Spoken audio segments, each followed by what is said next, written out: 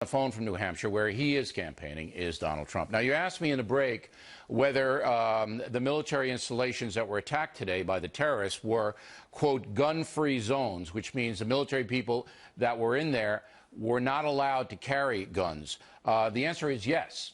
They were not allowed to carry guns in those zones. So what is your reaction to the attack today? Well, it's a lack of respect, Bill, for our country, for our officials, for our leaders. It's a total lack of respect. It's a breakdown and, frankly, a gun-free zone. These are 4 great Marines, for what everybody tells me, unbelievable people, and that they're not allowed to carry guns is absolutely ridiculous. So what happens is this guy walks in, he's got a gun, they're just sitting there as targets. It's absolutely disgraceful. This is lone wolf situation, even if it's tied to ISIS. I mean, it's a guy who went out by himself and wanted to kill American military people and police. Do you have any solution to lone wolf stuff? Well, look, what we need in our country is better intelligence. And if we can believe the previous report, the father wasn't exactly an angel. So he was under watch and he was under investigation, and it looks like, this is something that maybe goes from the father to the son. But the father didn't look like an angel, and let's see, I guess that's going to have to be determined. But this guy, I mean, we need better intelligence. How do you grow up and nobody in the area sees this? It seems inconceivable to me. We need stronger protection, and we need better intelligence. What about the backlash against Muslim Americans? We really haven't had that many terror attacks since 9/11. We cited a few. They've all been Muslim-generated, except for the Charleston situation, which was a racist kid. What about the backlash against Muslims? Do you think that will happen? Well, at some point it's probably going to happen. And, you have the term Islamic terrorism, which the president refuses to use, even though there seems to be quite a bit of it. If you look around the world, certainly it's there. There's something going on. But it seems so sad that a whole group of people have to be blamed. But it does seem to be happening a lot, Bill. And whether it's here or in other countries, it certainly is there. And there is a form of Islamic terrorism. President Obama refuses to use the term, and nobody can quite understand why. Well, I'm sure you have a theory on it, Donald. Well, I think I won't say my theory right now, but he should certainly, if we're going to fight elements that are causing tremendous problems, at least we have to start maybe being not so politically correct.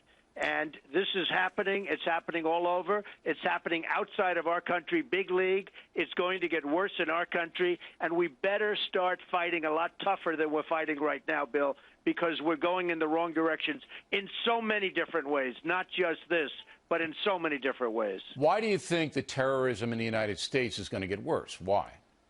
Because I think they don't respect our law enforcement and they don't respect our country, and we're taking the power away from our police. We're taking the power away from the people that are supposed to be protecting us, and it's getting worse and worse all the time. Whether it's Islamic or anything else, it's getting worse. We're losing law and order. They don't respect. You look at what's happening in Detroit. You look at what's happening in Baltimore or Chicago. It's getting worse all the time. Can you restore respect for the police? Could a politician do that? I think you can. You have to give them back their strength. You have to give them back their power. You have to restore law and order. You have to have respect for it back. They're not respecting the police anymore. I love the police. What they do is incredible. And sure, you're going to have a couple of bad apples in any business. Even in your business, we have bad apples, right, Bill? But the fact is, more than a few. You have too many in your business. All right. But you have to restore law and order, and you have to be intelligent, and you have to bring back the word intelligence. You have to bring it back, because a thing like this shouldn't happen. Okay, but, with these guys, they're all over the place. The police have their hands full with crime and everything else. It's hard.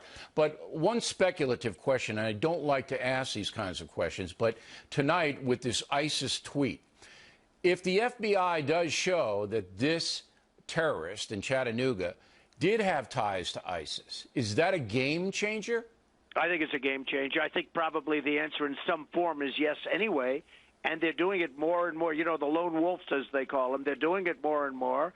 And there have to be people that see. I mean, this guy didn't just grow up in a vacuum.